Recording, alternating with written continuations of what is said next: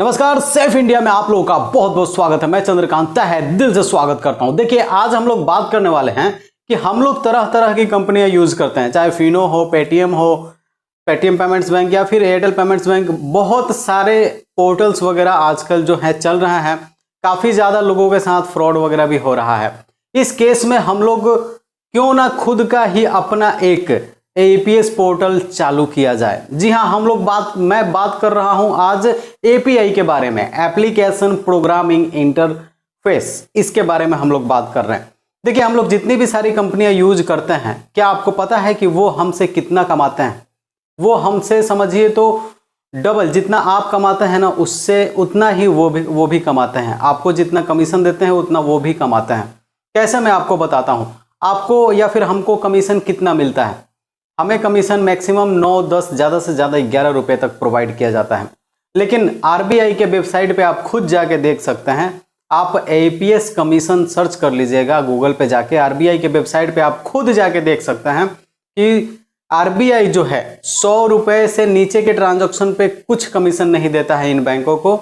100 रुपये से ऊपर के ट्रांजैक्शन पे 0.5% ट्रांजैक्शन अमाउंट का एक हिस्सा कमीशन के तौर पे प्रोवाइड करता है और मैक्सिमम 15 रुपया तक प्रोवाइड करता है प्रत्येक ट्रांजैक्शन पे। लेकिन ये लोग मैक्सिमम हम लोगों को कितना देते हैं? तो केवल और केवल यहाँ पे 10 रुपये या फिर 9 रुपये। मैं आपको बताता हूँ।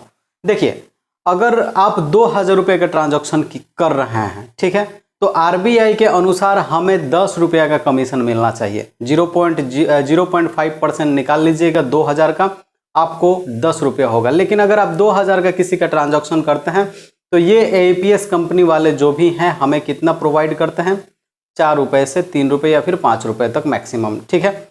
और अगर आप 10,000 रुपये का निकासी कर रहे हैं तो वहाँ पे आरबीआई के अनुसार मैक्सिमम उसका कितना हुआ?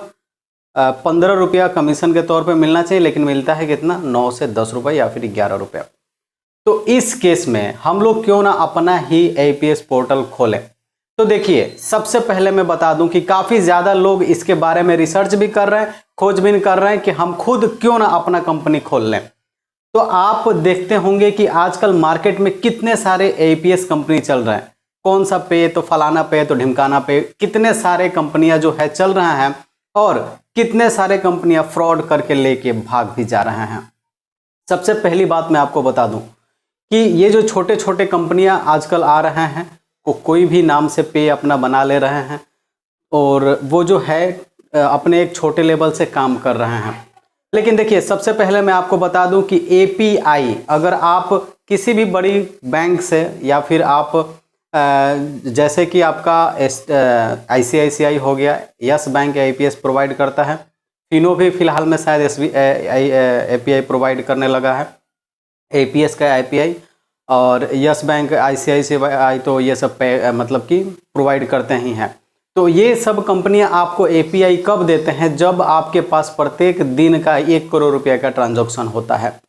तो मैं आपको एक बात बता देता हूं कि अगर आप इंडिविजुअल पर्सन हैं, ठीक है, अगर आप सिंगल अपना एक ब्रांच चला रहे हैं, चाहे 2 भी ब्रांच चला रहे हैं, तो आपके पास प्रत्येक दिन का 1 करोड़ रुपीज़ का ट्रांजैक्शन कभी मतलब कि एकदम से नामुमकिन है। तो आप ये बात भूल जाइएगा कि आपको एपीआई जो है किसी कंपनी का मिलने वाला है। लेकिन आप सोचते होंगे कि हम यूट्यूब पे इतने सारे वीडियो देख रहे हैं कि 2000 में, 5000 में, 10,000 में, 15-20 में हमें एपीआई प्रोवाइड किया जा रहा है, अपना खुद के नाम से खुद का कंपनी खोल के मिल रहा है।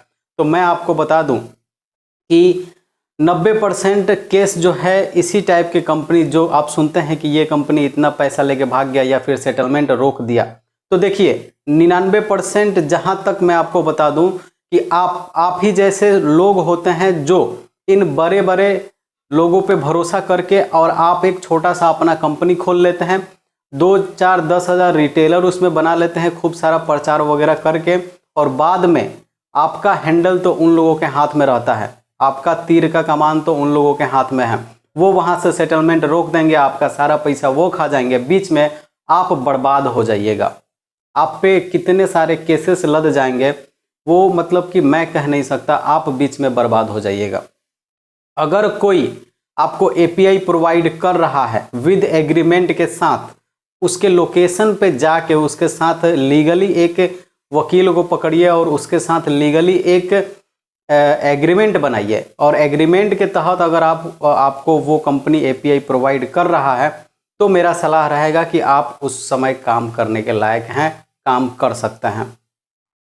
आप इतने सारे कंपनियों का नाम सुनते हैं जो भाग गया है।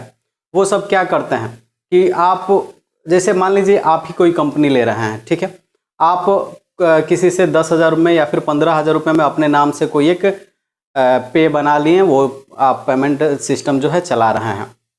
लेकिन मैं आपको बता दूं कि जो पेमेंट गेटवे वगैरह होता है वो सब उन लोगों के हाथ में होता है। जो भी उन लोगों का करंट अकाउंट है उसका हैंडल आपको वो नहीं देने वाले हैं, ना ही आपको कोई करंट अकाउंट खोल के देने वाले हैं।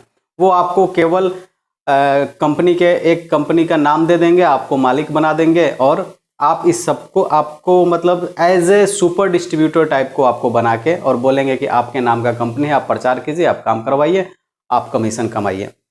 ठीक है, मानते हैं आप मालिक बन भी गए, लेकिन पैसे का कमान जो है आपके हाथ में नहीं है।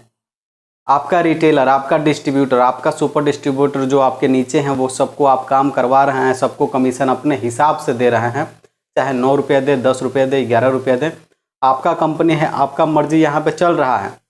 लेकिन जहाँ पैसे की बात आ जाती है वहाँ पे आपका मर्जी जो है नहीं चलता, और वो लोग पैसे खा जाते हैं, बीच में बदनाम होता है आपका कंपनी और आप। ठीक है, तो 99% ऐसे ऐप जो है जो भाग जाते हैं, तो उनका जहाँ तक मैं देखूँ इस तरीके से उनका गलती नहीं होता है, गलती होता है बड़े कंपनियों का जो एपीआई प्रोवाइड किए हैं और बीच में बदनाम हो जाते हैं ये। तो मैं फिर से आपको बोलूँगा, कोई अगर आपको अपने पास बुलाता है विद लीगली कोर्ट के साथ एग्रीमेंट करता है, आपके साथ कोर्ट के वकील को बुला लीजिए, एग्रीमेंट कीजिए, उस समय आपको आपके करंट अकाउंट को खोल के आपके पास सारा हैंडल देता है, तब जाके आप एपीआई लेके अपना काम जो है शुरुआत कर सकते हैं। अदरवाइज ये सब 5, 10, 20 हज़ार वाले के चक्कर में ना पड़िएगा। हो सकता है कि आपके साथ इतना बड़ा फ्रॉड हो जाए कि आप झेल ना पाए, आत्महत्या पे आ जाए। तो इस सब गलती जो है बिल्कुल ही ना कीजिएगा। कोई भी बैंक है, आईसीआईसीआई फिलहाल में तो एपीआई देना बंद कर दिया है, यस बैंक वगैरह है, तो ये सब छोटे छोटे व्यापारी जैसे हम लोगों को एपीआई प्रोवाइड ऐसे ही नहीं कर देता है। हम लोगों के लिए वो लोग बना के रखा है, बीच में जो कंपनियां जिस सब का रोजी रोटी हम लोगों से चल रहा है, तो डायरेक्ट हम लोगों को एपीआई देने लगेगा तो फिर सब लोग अपना एपीआई लेके काम करने लगेगा। बीच में ये सब जितनी भी सारी पेमेंट्स बैंक है ये सब तो अपना झोला लेके निकल पड़ेंगे। ऐसे मोदी जी बोलते हैं कि हम तो फ़कीर है, झोला लेके निकल पड़ेंगे, लेकिन ये गलती करने के बाद आपको रिटेलर, डिस्ट्रीब्यूटर, सुपर डिस्ट्रीब्यूटर निकलने भी नहीं देगा। तो ये बात आप लोग ध्यान में रखिएगा। उम्मीद करते हैं कि आप लोगों को ये वीडियो अच्छा लगा होगा। एक लाइक अवश्य कीजिएगा। मेरा जहाँ तक प्रयास है आपको समझाता रहूँगा, बताता रहूँगा, जानकारी देता रहूँगा। फिर मिलते हैं हम लोग अगले वीडियो में, तब तक के लिए नमस्कार।